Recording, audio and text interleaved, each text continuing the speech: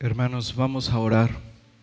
Pidamos la bendición del Señor para que Él sea glorificado, hermanos, por medio de su palabra.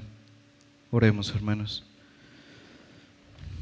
Padre, nuevamente gracias, Señor. Gracias por esa salvación tan grande que nos has dado en Cristo. Padre, gracias por tu palabra, Señor, por bendecirnos a través de ella cada semana, Señor, por alimentarnos espiritualmente.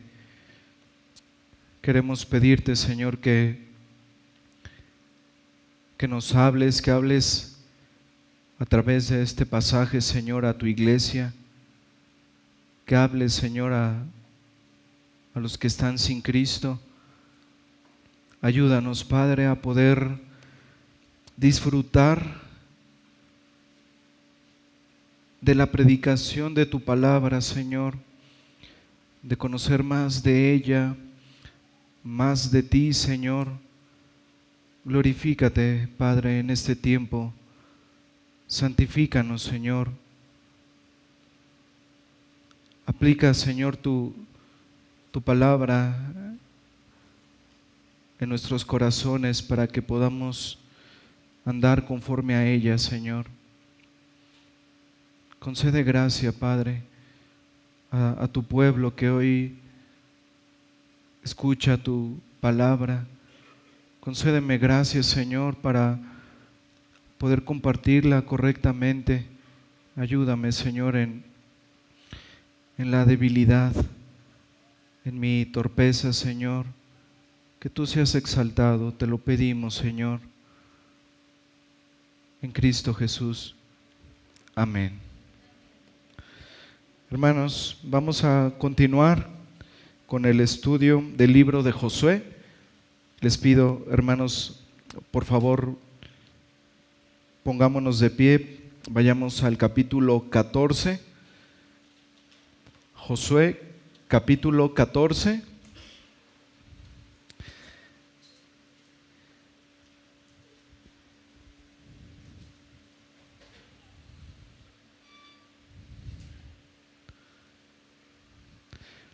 Y vamos a leer los primeros 4 versículos de este capítulo. Josué 14, versículos del 1 al 4.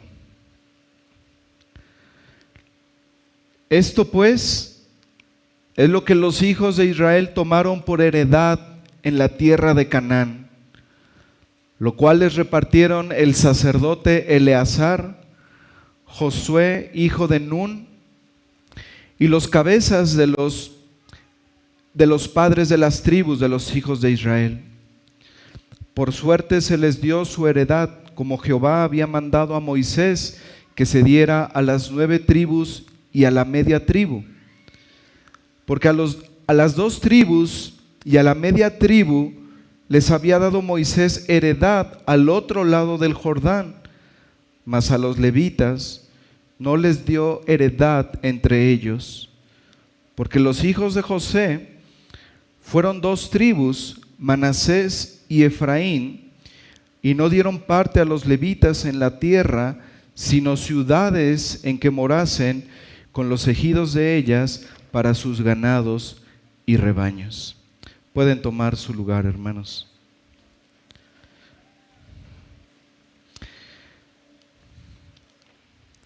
Hermanos, decíamos la última ocasión que a partir del capítulo 13 de este libro, Josué inicia su segunda parte, la segunda sección del libro. Y esta segunda sección, hermanos, que comienza desde el capítulo 13 y termina hasta el capítulo 22, toda esta sección vemos el repartimiento de la tierra de Canaán a las diferentes tribus. Y para recordar, hermanos, ilustrábamos el sentir del pueblo de Israel en esos momentos.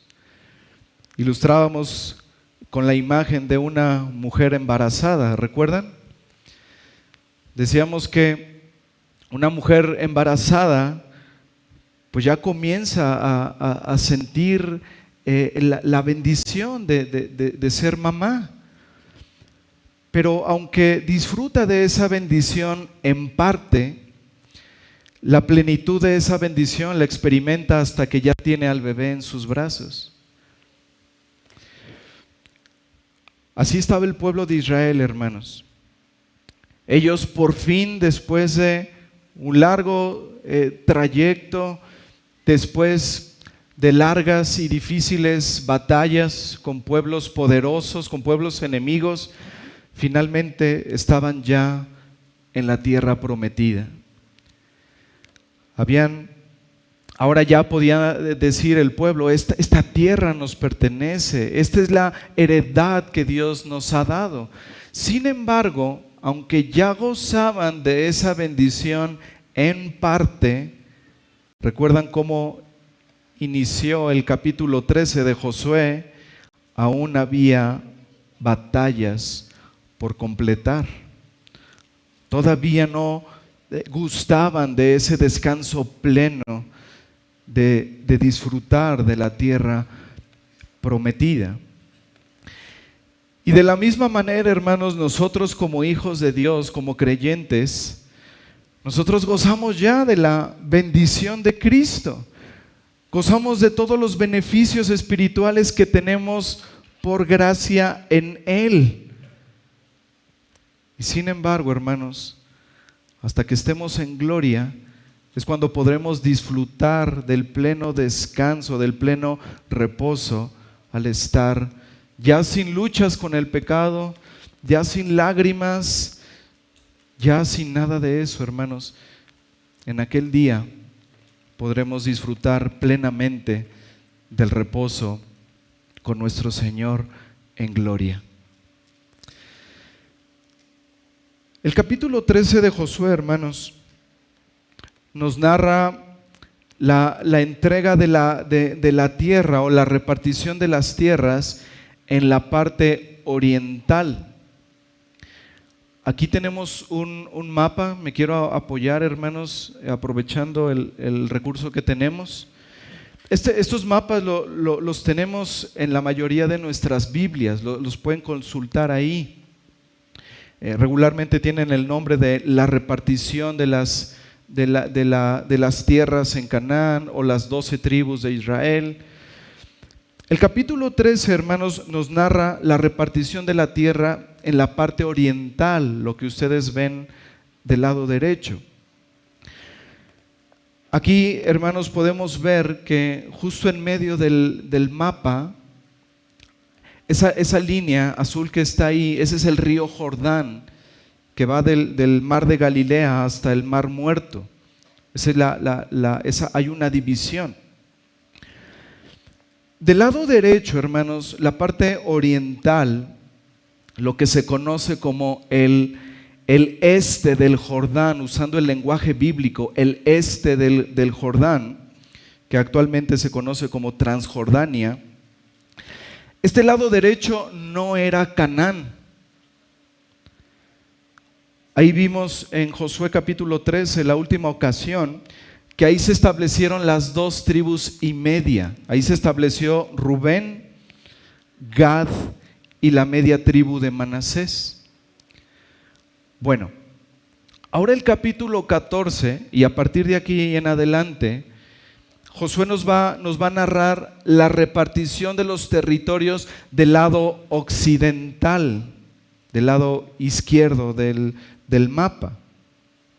Todo eso que está del lado izquierdo, hermanos, es Canaán, el lado oeste del Jordán, lo que hoy se conoce como Cisjordania. Ahorita volveremos a ese mapa para tener más claro nuestro pasaje. Este capítulo 14, hermanos, nos presenta entonces en primer lugar y a modo de introducción el sistema que se empleó para la división y la repartición de las tierras en esas tribus. Después vamos a ver, si Dios permite, la siguiente semana, que aparece la figura de Caleb.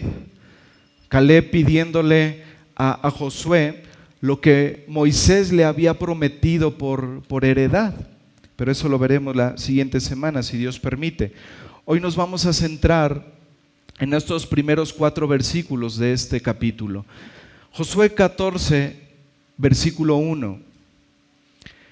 Esto pues es lo que los hijos de Israel tomaron por heredad en la tierra de Canaán, lo cual les repartieron el sacerdote Eleazar, Josué hijo de Nun, y los cabezas de los padres de las tribus de los hijos de Israel.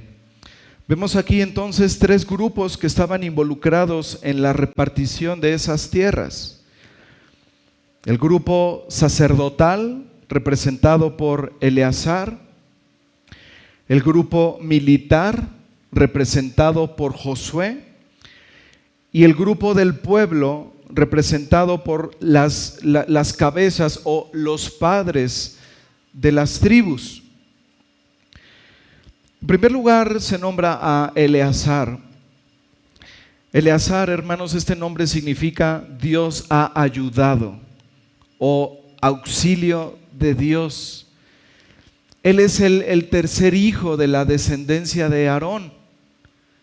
Y es muy interesante, hermanos, porque sus 2 hermanos mayores fueron Nadab y Abiú.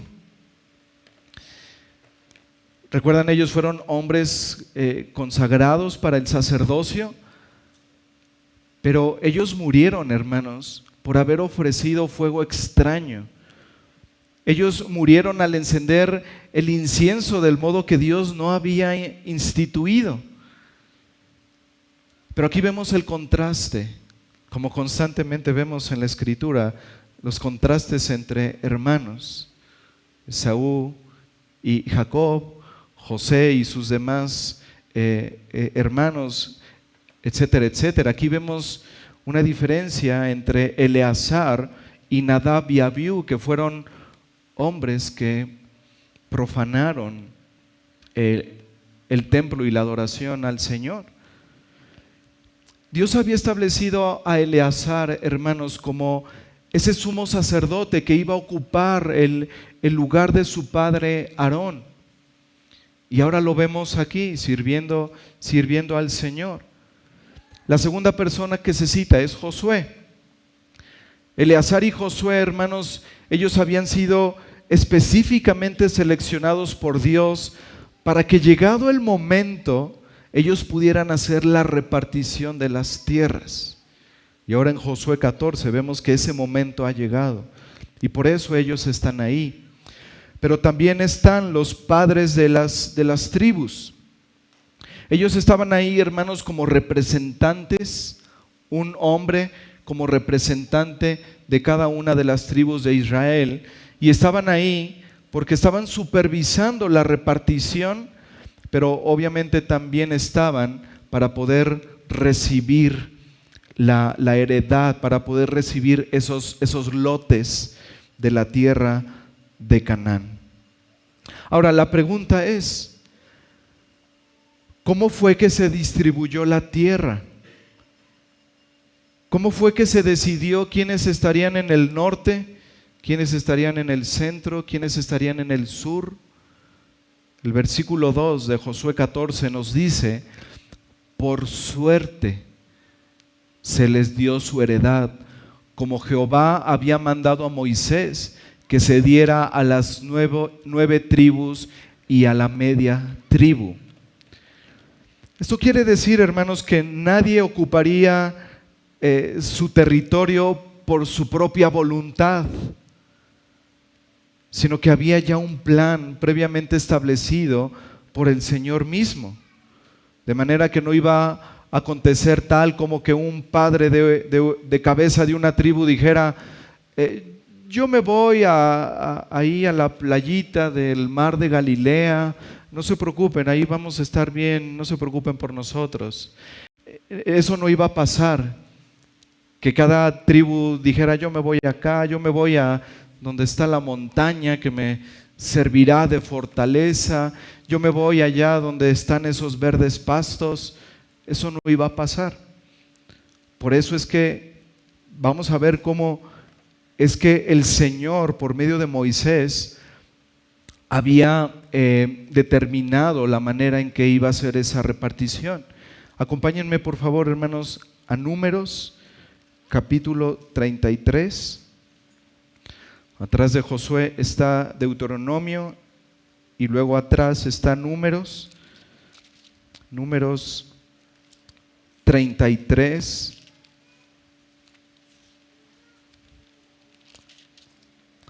Versículo 54.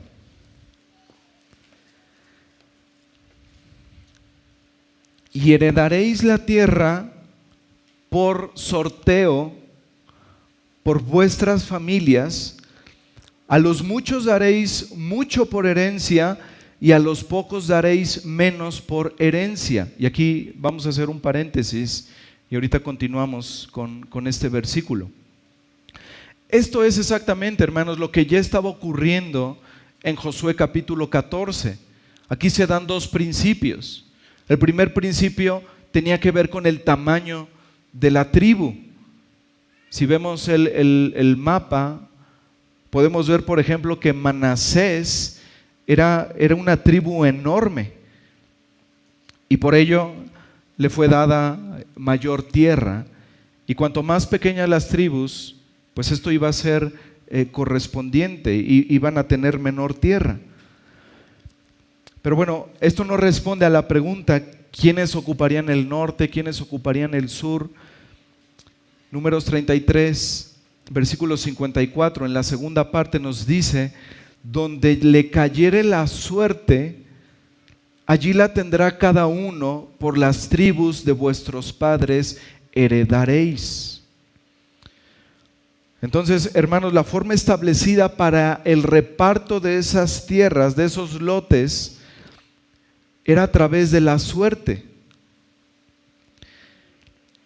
Este sistema, hermanos, el día de hoy, pues nosotros lo asociamos, lo vinculamos con algo pecaminoso. Pero en ese entonces era el sistema, hermanos, que Dios había establecido para manifestar su voluntad en diversos asuntos importantes. Vemos, por ejemplo, en la Escritura que aún en el Nuevo Testamento eran usadas las suertes. ¿Recuerdan, hermanos, cómo fue la elección de Matías para reemplazar a Judas? Fue a través de las suertes. Esto lo vemos en Hechos 1:26. Hermanos, el pueblo de Dios no pensaría como nosotros ahorita pensamos acerca de las suertes. El pueblo de Dios no pensaría que esto era un método aleatorio. Ellos sabían, hermanos, que lo que iban a recibir de esas tierras era lo que Dios en su voluntad había determinado que fuera. Los israelitas, hermanos, estaban convencidos de la intervención divina en este proceso, en este método que se establecía por suertes. Así que el resultado, hermanos, era inapelable. Ellos lo consideraban como parte de la voluntad de Dios sobre esa cuestión. Ellos sabían que el Señor estaba ahí y que lo que salía era porque el Señor así lo había determinado desde el principio. No era nada aleatorio o fortuito. Todo eso lo aceptaban, y de esto es de lo que vamos a aprender mucho, hermanos, en estos versículos de Josué. Había, según referencias históricas, varios modelos para determinar las suertes, pero el que se cree que se pudo haber implementado en este contexto es la suerte que se echaba en el regazo. Seguramente esto les recuerda ese proverbio de Salomón. Se cree que Eleazar era el que tomaba piedras de diferentes tamaños, de diferentes colores, y con su larga túnica en su regazo, digamos en las faldas de su túnica, se echaban esas piedras, se revolvían, y entonces los interesados tomaban de ella, y entonces se cree que así fue la asignación de estos territorios de Canaán, a través de este método.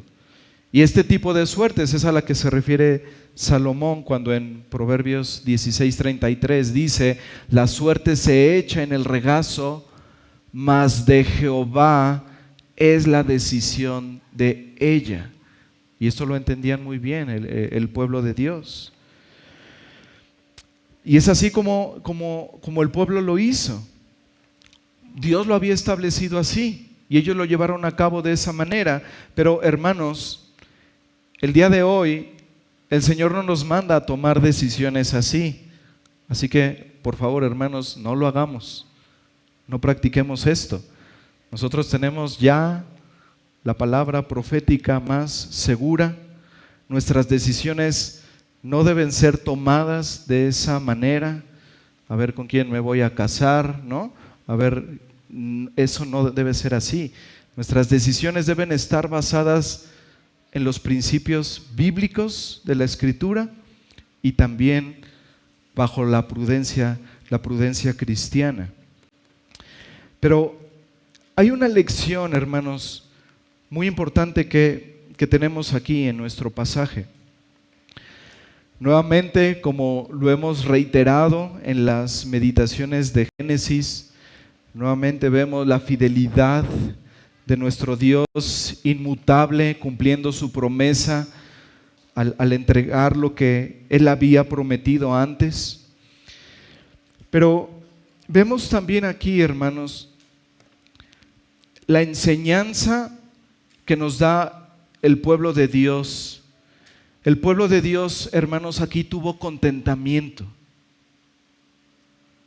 Tuvo contentamiento en lo que Dios había dispuesto para ellos en la repartición de esas tierras.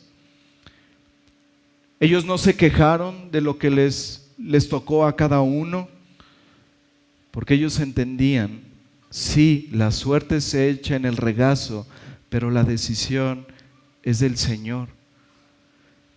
Ellos sabían, hermanos, que Dios lo había ordenado soberanamente.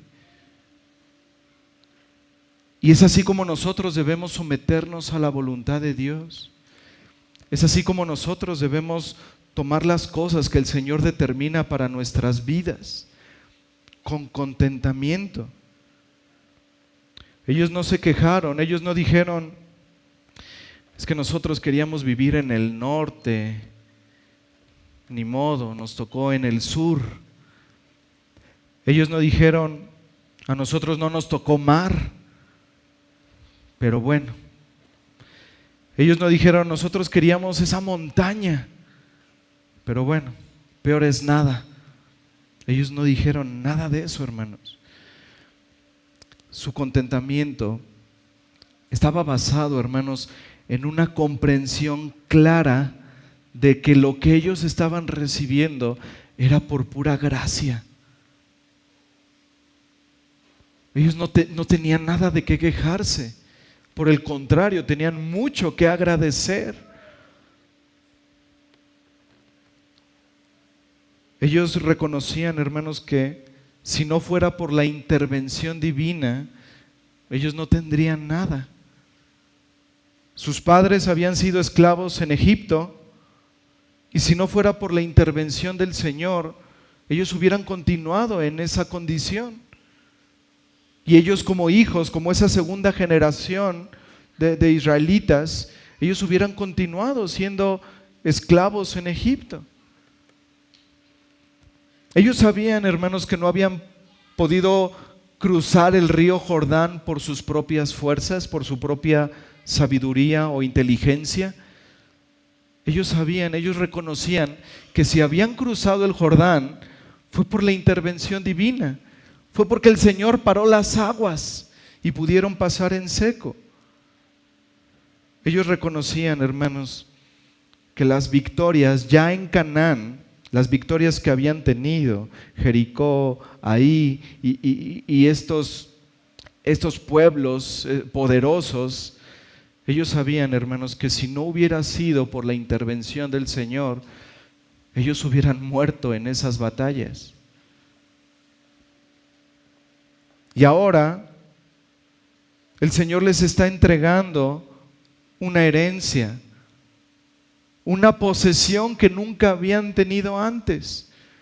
Les está entregando tierras para sus familias, para sus ganados, para que ellos pudieran habitar ahí y poder disfrutar de esa tierra que fluía leche y miel. ¿Qué más podían desear ellos, hermanos, si tenían lo que no merecían? Hermanos, de igual manera, si no hubiera sido por la intervención divina en nuestras vidas, estaríamos en la esclavitud de nuestros pecados. Si no fuera por la intervención del Señor, hermanos, estaríamos muertos espiritualmente, sin esperanza, sin Dios en este mundo. ¿Qué sería de nosotros, hermanos? Dios nos cruzó de las tinieblas a la luz admirable de Cristo.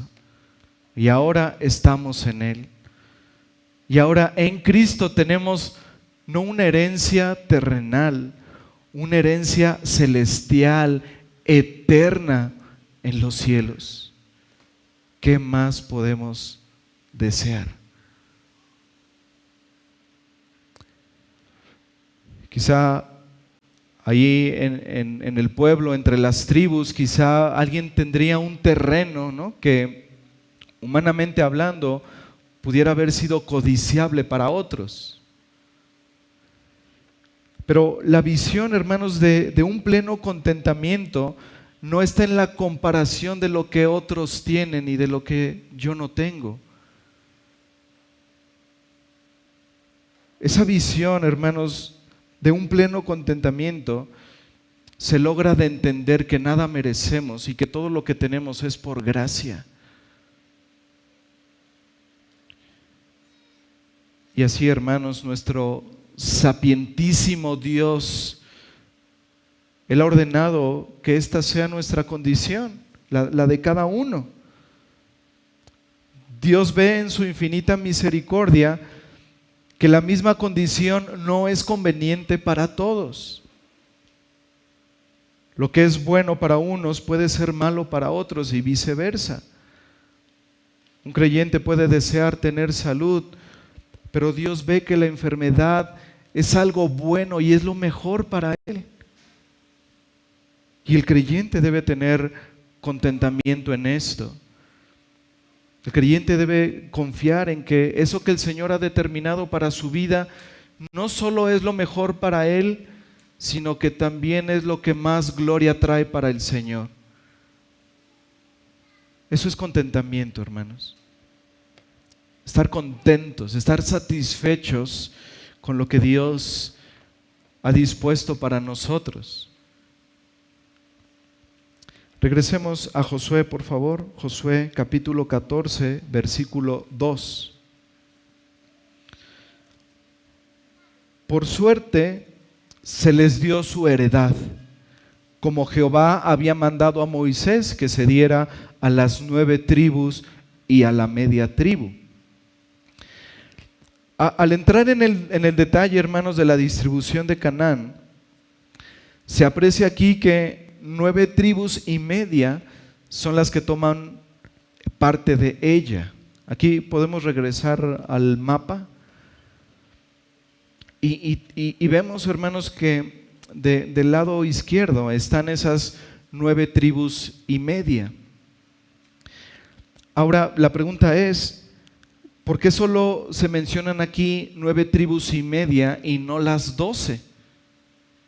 Mira lo que dice el versículo 3, Josué 14, versículo 3. Dice, porque a las 2 tribus y a la media tribu les había dado Moisés heredad al otro lado del Jordán, mas a los levitas no les dio heredad entre ellos. Otra vez se reitera, hermanos, se reitera por qué las 2 tribus y media, Rubén, Gad y Manasés, que están del lado derecho, se menciona por qué no tienen parte ahora en el reparto de Canaán, porque a ellos ya les habían sido entregadas esas tierras. ¿Recuerdan? Ahí en el libro de Números, ellos le piden a Moisés, ellos eran tribus ganaderas, tenían muchos animales. Entonces, en aquel tiempo, en los tiempos de Moisés, ellos habían conquistado esa parte y le pidieron a Moisés que les entregara esas tierras. Y Moisés los condiciona, ¿recuerdan?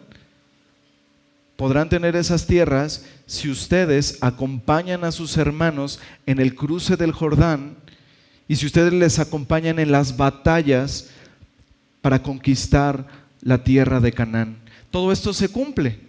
Y en Josué 13 es cuando vemos que entonces Josué, en cumplimiento a la palabra de Moisés, les entrega estas tierras. ¿Sí? Ahora, hermanos, la provisión de los levitas no iba a quedar determinada del mismo modo que sus hermanos. Los levitas no los vemos ahí en el mapa, porque ellos no iban a tener heredad ni al oeste ni al este del río Jordán. Ellos no tendrían esas tierras, porque como dice Josué 13, versículo 33, porque Jehová mismo era su heredad. Ellos tenían, hermanos, una posición especial en el servicio al Señor, en la adoración, en los sacrificios. Ellos iban a tener, por supuesto, un cuidado especial del Señor, pero no iban a tener una posesión terrenal. Ellos iban a tener ciudades en donde radicar en las diferentes tribus, pequeñas ciudades. Ahí ellos podían vivir y ellos podían ahí también alimentar a sus pequeños ganados, porque ellos tenían poquitos animales. Miren lo que dice el versículo 4, Josué 14, versículo 4. Dice, porque los hijos de José fueron 2 tribus, Manasés y Efraín, y no dieron parte a los levitas en la tierra, sino ciudades en que morase, con los ejidos para ellas, para sus ganados y rebaños. Ahora, hermanos, en esta repartición de la tierra, como decíamos, no encontramos a la tribu de Leví, pero tampoco encontramos a la tribu de José. Aún así, si nosotros contamos las tribus en el mapa, nos dan 12. Y la pregunta es, ¿por qué?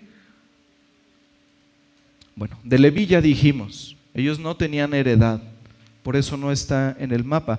Pero el caso de José es muy interesante, hermanos, porque en lugar de estar José, están sus 2 hijos, Manasés y Efraín. Y aquí es importante recordar algo. Jacob, como providencialmente leímos en la meditación de Génesis 30, Jacob, hermanos, tenía 12 hijos varones, como lo leímos. El primogénito de ellos era Rubén, hijo de Lea. Y a Rubén, por ser el primogénito, le correspondía la bendición de la primogenitura. Y parte de esa bendición, hermanos, es que cuando llegara este momento que estamos viendo en Josué 14, él iba a recibir una doble porción de la tierra. Sin embargo, aunque era el primogénito Rubén, Génesis 35, hermanos, nos dice que Rubén cometió un pecado terrible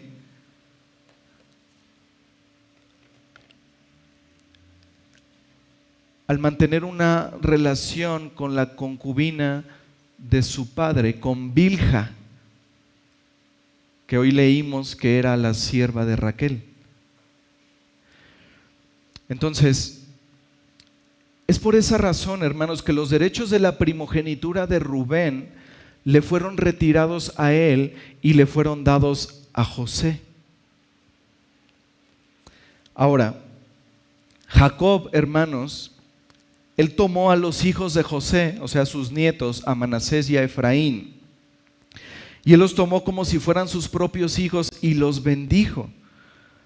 Así que, hermanos, la bendición de Jacob pasó a estos nietos, a estos hijos de José, y entonces se les dio a Manasés parte de la heredad de la tierra y otra parte a Efraín. Y es por eso que los vemos ahí, hermanos.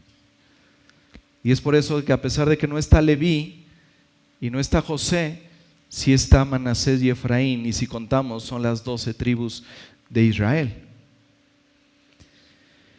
Hermanos, aquí vemos en esta situación de Rubén, vemos las consecuencias del pecado en la vida del creyente. Rubén, el primogénito de Jacob, el que tendría que estar en el mapa con una bendición especial, a quien tendríamos que ver doble vez, porque le correspondía una bendición doble, él perdió esa bendición a causa de su pecado. El pecado del creyente, hermanos, trae las mismas consecuencias. Es verdad que no hay creyentes impecables, todos pecamos y nadie puede decir que no, porque la Escritura dice en 1 de Juan 1:8, si decimos que no tenemos pecado, nos engañamos a nosotros mismos y la verdad no está en nosotros. Pero también dice enseguida, si confesamos nuestros pecados, Él es fiel y justo para perdonar nuestros pecados y limpiarnos de toda maldad. Pero no es menos cierto, hermanos, que en ocasiones el pecado del creyente puede ocasionar un terrible daño al testimonio de Cristo. El pecado del creyente, hermanos, no es de importancia menor, no es de importancia relativa.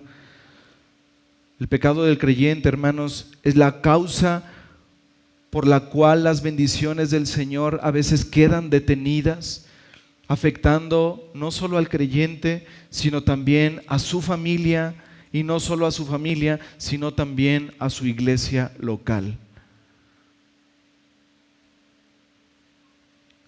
El pecado afecta, hermanos. Si un miembro se duele, el cuerpo se duele. Cuando un creyente peca, hermanos, aunque a veces digamos, ¿en qué va a afectar mi pecado a mi hermano? Si vive bien lejos de mí, ¿en qué le va a afectar? Hermanos, el pecado de un miembro afecta a todo el cuerpo. El pecado de un miembro afecta a todo el cuerpo. Y a veces se puede pecar tan a la ligera, sin ponernos a pensar en estas cosas. Ahora, hermanos, continuando con el asunto del contentamiento que vemos en las tribus, cuando pensamos en el contentamiento, debemos pensar en la vida de José. La vida de José no fue fácil en su juventud. ¿Recuerdan, hermanos? Josué fue perseguido por su propia familia, por sus propios hermanos que querían asesinarlo. Y vemos en su vida que como sus hermanos no pudieron asesinarlo, entonces lo vendieron. Y cuando José llega a Egipto, es acusado injustamente. Él teniendo un comportamiento justo, un comportamiento piadoso, él es acusado injustamente, lo llevan a la cárcel y en la cárcel también José es tratado injustamente. Y José pudo haber pensado, ¿por qué esto me pasa solo a mí? ¿Por qué me está pasando esto? Pero hermanos, eso no fue lo que dijo José. Lo que dijo José fue: vosotros pensasteis mal contra mí, mas Dios lo encaminó a bien. Hermanos, José siempre supo que el Dios soberano estaba en medio de cada aflicción, en medio de cada prueba, y que el Señor estaba encaminando todo para su bien. José entendió, hermanos, lo que sabemos ahora nosotros también por el Nuevo Testamento. A los que aman a Dios, todas las cosas les ayudan a bien. Esto es, a los que conforme a su propósito son llamados. Hermanos, somos llamados a vivir como José, con rectitud, con piedad, en medio de las circunstancias en las que al Señor le ha placido ponernos, en medio del lugar, con los dones que el Señor nos ha dado en su providencia. Somos llamados a vivir como José, de una manera piadosa, santa, y entendiendo, hermanos, que Dios es soberano, que Dios actúa de manera providencial y sapientísima en nuestras vidas, y que a pesar de que pasemos diversas dificultades, diversas aflicciones, el Señor todo lo va a encaminar a bien, porque el Señor tiene un cuidado especial de los suyos, porque los pensamientos del Señor para su pueblo son de bien y no de mal. Es así como debemos vivir como creyentes, hermanos, conociendo a nuestro Dios soberano y bueno. Y mira cómo el Señor bendijo a José. Sus 2 hijos recibieron herencia en la tierra de Canaán. Todos los hijos de Jacob recibieron solo una herencia, pero José recibió 2, una para Manasés y otra para Efraín. José tuvo contentamiento, hermanos, en cada circunstancia de su vida. Él esperó en el Señor y él recibió recompensa. Y qué hermoso, hermanos, porque cuando nosotros pensamos como padres en nuestros hijos, siempre pensamos que lo mejor es para ellos, ¿no? José no la recibió para sí, la recibió para sus hijos, y eso es mucho mejor. Hermanos, cuando nosotros abrazamos plenamente que el Señor es soberano, que todo lo que acontece en nuestras vidas proviene de Él y por Él, no vamos a luchar con la falta de contentamiento. Luchamos con el contentamiento, hermanos, por las ideas que nosotros nos preconcebimos, las ideas que nosotros nos hacemos en nuestra mente por querer hacer nuestra voluntad. Y entonces a veces pensamos: quiero tener una buena salud, quiero tener el mejor trabajo, quiero que mi hijo sea así. Y cuando el Señor determina que yo tenga una enfermedad, que mi economía esté limitada, es ahí entonces cuando empezamos a batallar con el contentamiento. Pero cuando entendemos, hermanos, que Dios es soberano y que Él, aún de esas cosas que no esperábamos, Él está obrando todo para bien y para su gloria, es entonces cuando hemos aprendido el contentamiento. Como el apóstol Pablo escribió a los Filipenses, él estaba contento, sea cual sea su situación. Sé vivir en abundancia, sé vivir en escasez. Por todo he sido entrenado. Pero volvamos a hablar de los levitas. Los levitas, hemos dicho, no tenían heredad. Ellos fueron cuidados por Dios de una manera especial. En Números 35:2, Dios le dijo a Moisés: manda a los hijos de Israel que den a los levitas de la posesión de su heredad ciudades en que habiten. También daréis a los levitas los ejidos de esas ciudades alrededor de ellas. Aunque no tenían tierra, aunque no tenían una heredad física, el Señor mandó a que las demás tribus fueran benignas con los levitas y de sus territorios ellos pudieran darles ciudades para que pudieran habitar ahí. Ellos pudieran tener ejidos para sus rebaños, para sus ganados. Así que Dios, que era su heredad, les proveyó de todo lo necesario para la vida cotidiana. Ellos recibieron del Señor lo que necesitaban para cada día. Y de igual manera, hermanos, nosotros debemos saber que nuestras bendiciones materiales son suficientes cuando cubren nuestras necesidades básicas. Eso es lo que la Escritura nos dice claramente, hermanos. Así que, dice Primera de Timoteo 3:8, así que teniendo sustento y abrigo, estemos contentos con esto. El cristiano debe aprender a contentarse, sea cual sea su situación, bendiciendo al Señor, alabando al Señor, porque el Señor le provee de sustento y abrigo.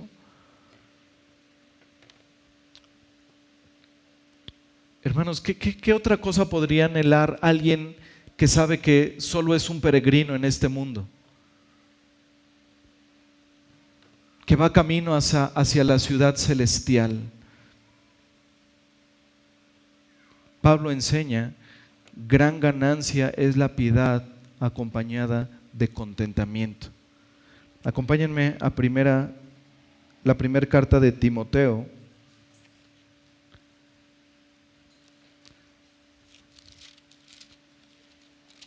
capítulo 6, versículos del 6 al 10.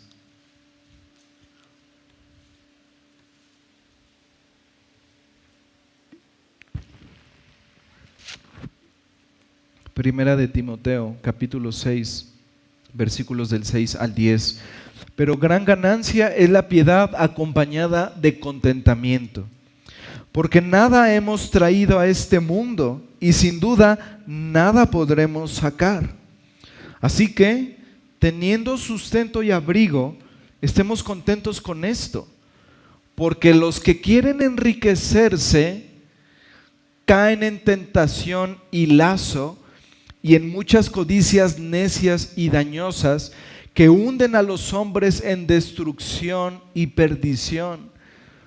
Porque raíz de todos los males es el amor al dinero, el cual, codiciando algunos, se extraviaron de la fe y fueron traspasados de muchos dolores. Hermanos, el descontento es cuando Dios te bendice, cuando Dios te da lo suficiente y aún todavía puedes quejarte y estar molesto e insatisfecho con lo que Dios te ha dado. Imagina, hermano, que eres un levita en los tiempos de Josué, que estás ahí viendo cómo Eleazar y Josué comienzan a repartir la herencia, la heredad, las tierras a las diferentes tribus y a ti no te toca nada. Imagina que eres un levita que no tienes herencia, que no tienes parcela, que no recibes nada y que además debes vivir bajo la caridad de otros. Quizá alguien llegaría a pensar, eso es algo vergonzoso, depender de los demás. vivir de la caridad de otros. ¿Cómo puede ser eso una bendición? Pero hermanos, los levitas lo entendieron como una gran bendición. Finalmente, hermanos, los levitas no debían preocuparse por las tierras, no debían preocuparse por una posesión que les hubiera sido dada. Esto les permitía, hermanos, el despreocuparse de esas cosas, les permitía tener la bendición de estudiar las Escrituras más profundamente, de poder dedicarse a la adoración al Señor, de poder dedicarse a los sacrificios. El punto es este, hermano: no nos quejemos de nuestra situación. Estemos agradecidos con Dios, hermanos, con lo que Él nos ha dado por gracia. No merecemos nada. Y en lugar de quejarnos, veámoslo, hermanos, como una bendición, como lo veían los levitas, que en el lugar que nos ha dado, que en los dones que el Señor nos ha dado, donde Él nos ha puesto, podamos servirle y adorarle y disfrutar de Él. Esa es la enseñanza del pueblo de Dios, esa es la enseñanza de los levitas. Cuando entiendes esto, en lugar de centrarte y de quejarte, ¿por qué estoy soltero o soltera? Bueno, ¿qué dice la Escritura? Primera a los Corintios capítulo 7, el soltero tiene cuidado de las cosas del Señor, de cómo agradar al Señor, pero el casado tiene cuidado de las cosas del mundo, de cómo agradar a su mujer. Hermano, ve tu soltería como esa oportunidad de servir al Señor con mayor entrega, con mayor disposición. Espera en Él. Descansa en su buena voluntad. Él es soberano, hermano.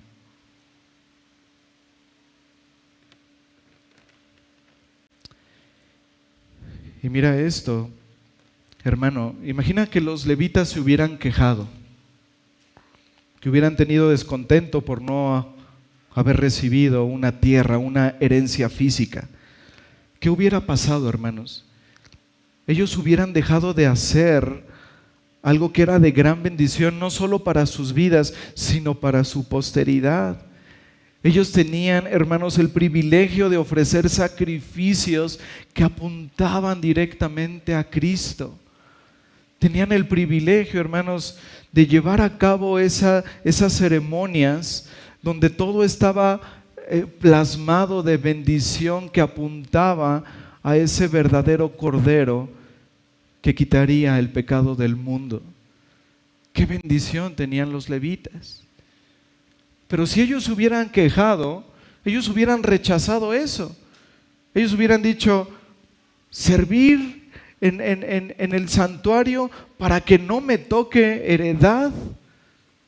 Mejor busco mis propios medios para poder tener algo para mí, una herencia para mis hijos. Nadie tenía más grande privilegio que ellos.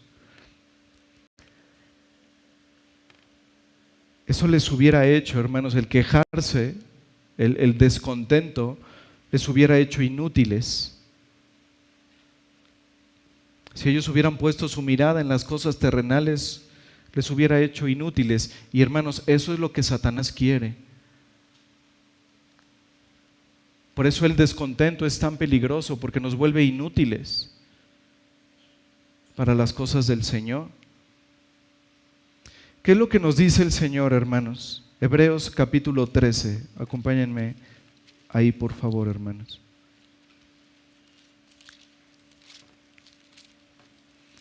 Hebreos 13, versículos 5 y 6.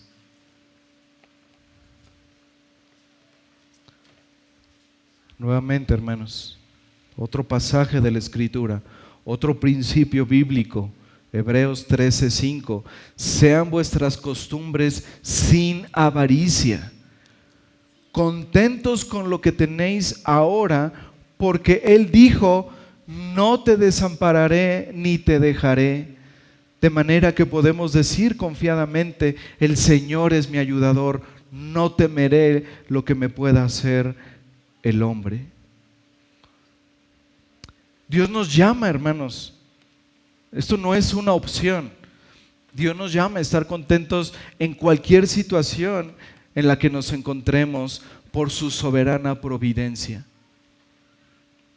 Él nos llama a mantener nuestras vidas libres del amor al dinero, libres de la avaricia, a estar contentos con lo que tenemos. Pero aún en su gracia, hermanos, el Señor no solamente nos dice: estén contentos. Él nos da la razón por la cual debemos estar contentos y nos recuerda su promesa y nos dice: nunca te dejaré ni te desampararé. Y esa es la razón suficiente, hermanos, para tener contentamiento, sea cual sea nuestra situación. Esa promesa, hermanos. Sea cual sea tu situación, hermano, el Señor está contigo. Nunca te dejará ni te desamparará. Y eso es suficiente para que en medio de toda esa situación tú puedas tener gozo y puedas estar contento, porque Dios está contigo. Así que, hermanos, nuestro contentamiento debe estar en el Señor, debe estar en Cristo.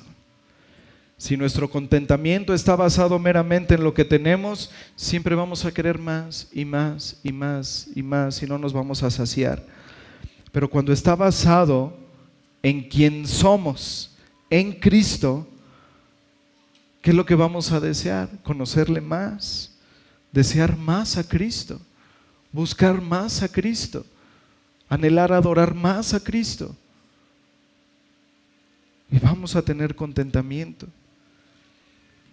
Si hemos de encontrar contentamiento en todas las cosas, hermanos, debemos buscarlo en el único que puede satisfacer todos nuestros deseos: Jesucristo.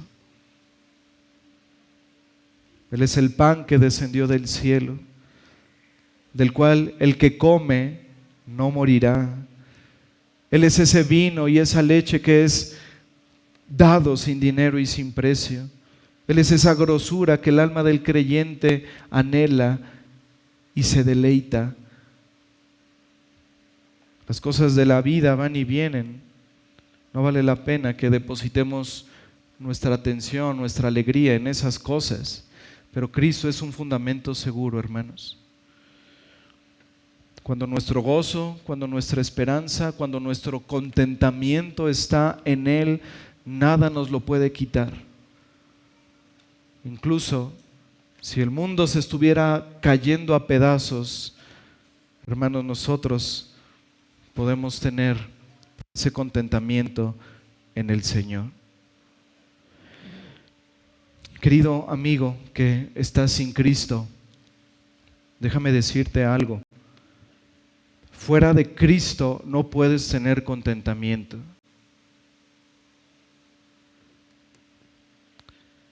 La pobreza y la miseria de tu alma en su estado natural está así, querido amigo, porque está separado de Dios.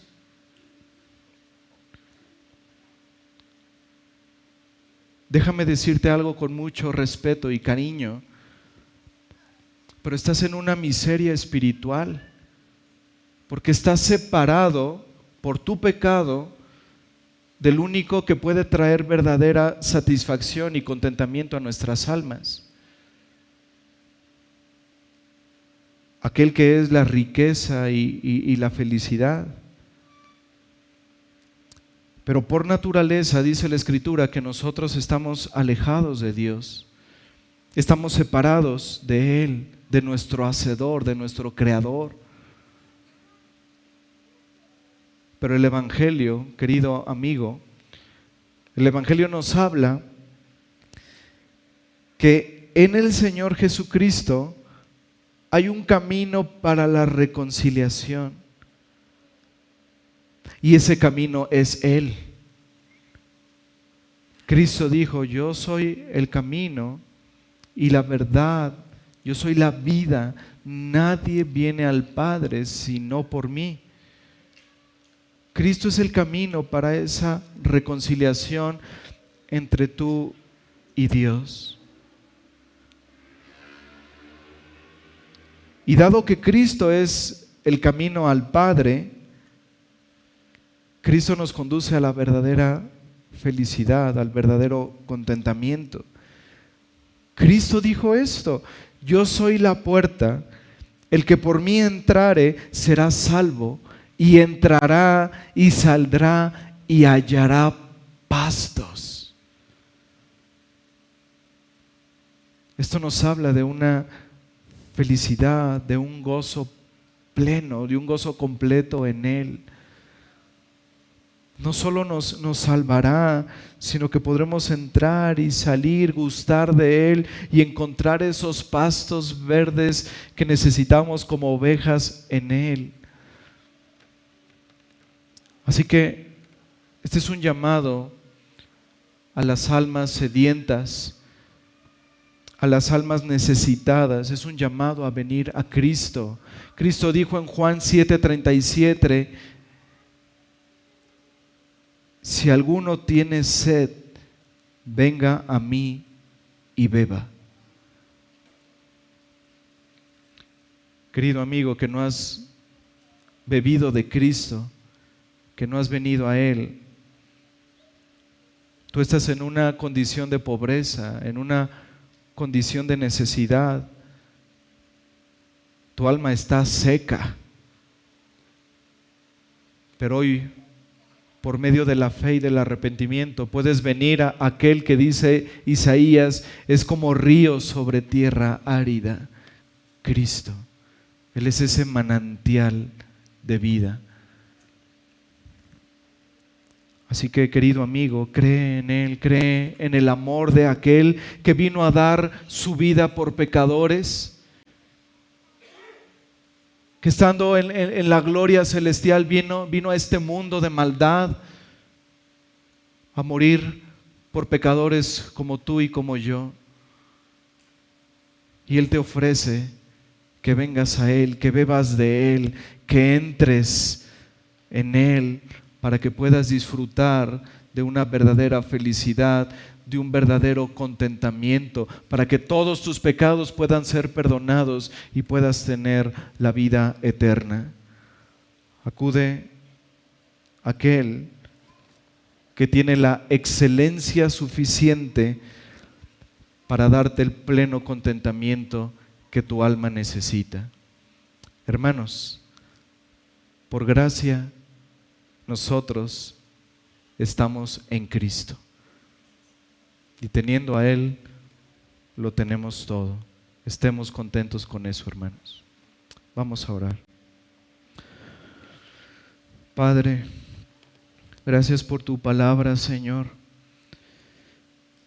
Gracias por mostrarnos que debemos tener contentamiento, Señor, sea cual sea nuestra situación, porque tú has prometido estar con nosotros, Señor, porque estamos en Cristo y porque en Él tenemos todo. Padre, te pedimos que nos ayudes, Señor, a poder ser hacedores de tu palabra, que esta palabra que hemos recibido, Señor, podamos ponerla por práctica, en obra. Que nos lleve a recordar, Señor, la obra de Cristo, esa herencia eterna que tenemos en Él. Y Padre, ayúdanos a recordar constantemente que no merecíamos nada, Señor, que todo tú nos has dado por gracia. Bendice tu palabra, Señor. Obra en nuestros corazones. Y te pedimos, Señor, por aquellos que están muertos en sus delitos y pecados, que les des vida, Señor, que les des el perdón de sus pecados, la vida eterna, que puedan disfrutar, Señor, de este verdadero contentamiento que solo se encuentra en Cristo. Obra, Señor, para tu gloria. Te lo pedimos en Cristo Jesús. Amén. Hermanos, vamos a